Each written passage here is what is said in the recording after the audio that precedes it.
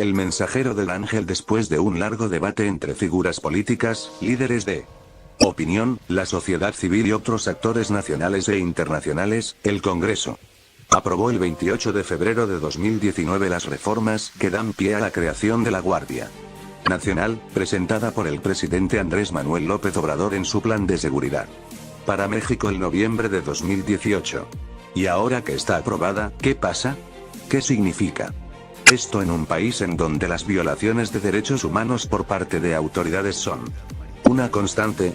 ¿A qué focos rojos hay que poner atención para asegurarnos que la historia de México no se repita una y otra vez?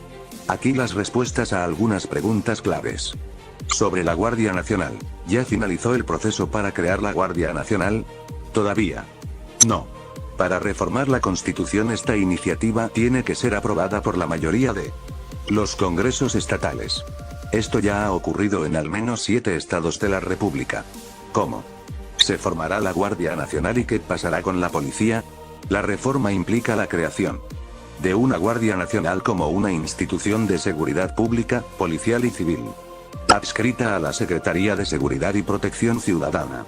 Sin embargo, la reforma permite durante los próximos 5 años las Fuerzas Armadas sigan participando en temas de seguridad pública, ya sea directamente o designando a personal militar para la conformación de la Guardia Nacional.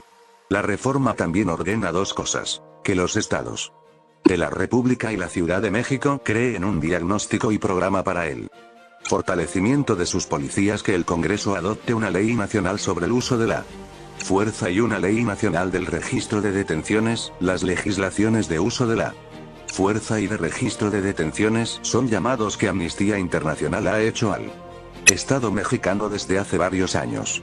¿Puede el presidente nombrar mandos militares en la Guardia Nacional? No.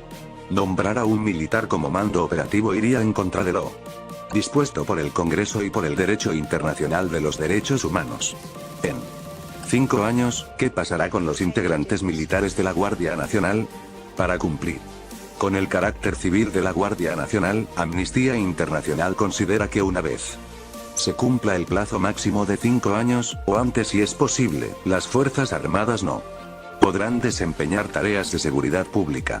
Para continuar siendo parte de la Guardia Nacional, todo integrante militar tendría dos opciones: darse de baja en las Fuerzas Armadas y darse de alta como civil en la Guardia Nacional, con el rango homologado que le corresponda, o reintegrarse a las Fuerzas Armadas.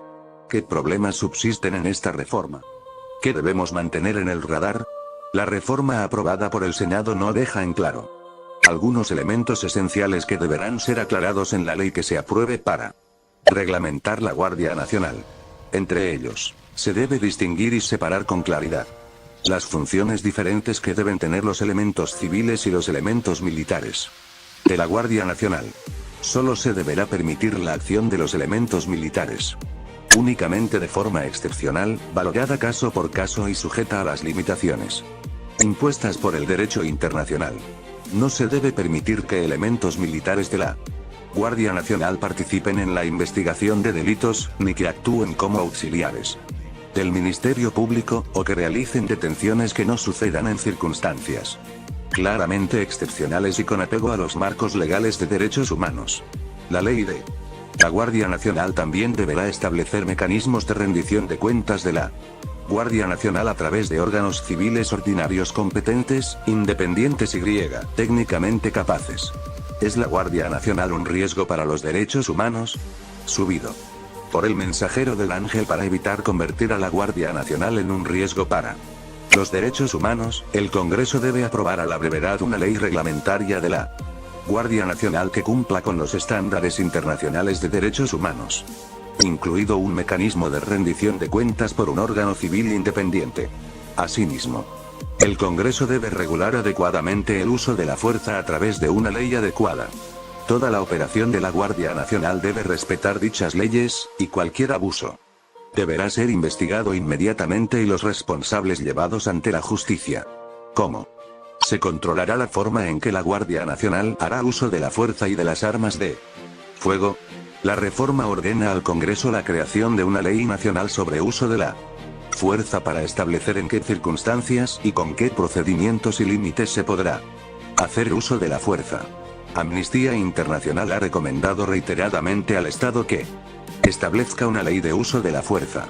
Esta ley deberá respetar el derecho y los estándares internacionales de derechos humanos, en especial los principios básicos sobre el empleo de la fuerza y de armas de fuego por los funcionarios encargados de hacer cumplir la ley. La Guardia Nacional es una forma de seguridad que, según los medios, los mexicanos han visto como positiva en el combate contra la violencia en el país. Sin embargo, hay que mantener los ojos bien abiertos para levantar la voz si la Guardia Nacional comenzara a ser una amenaza para los derechos de las personas que viven en México. El mensajero del ángel.